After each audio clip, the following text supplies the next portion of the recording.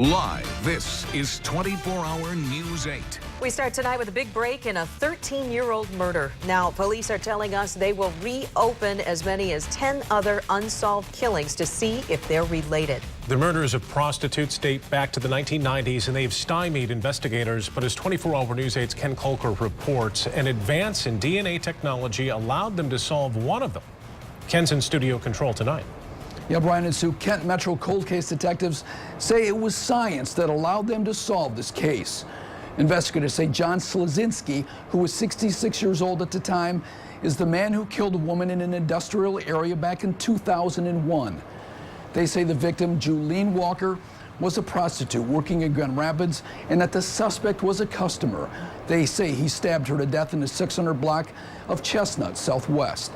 Now, police talked to Slazinski shortly after the murder because he resembled a suspect sketch, but they could not get a DNA match. That's because that DNA sample taken from beneath the victim's fingernails included some of the victim's DNA, which masked anything else in that sample.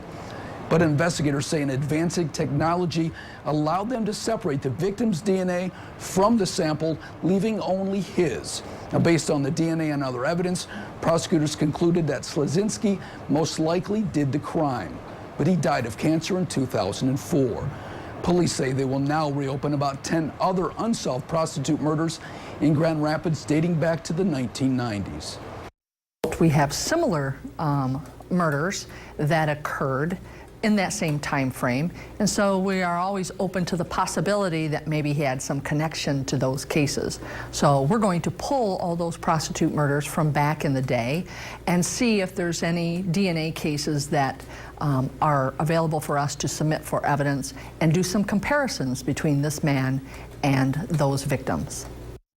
Now, police say they met with Julene Walker's family yesterday to let them know that they had solved her murder. It's the 15th cold case that this team has cracked.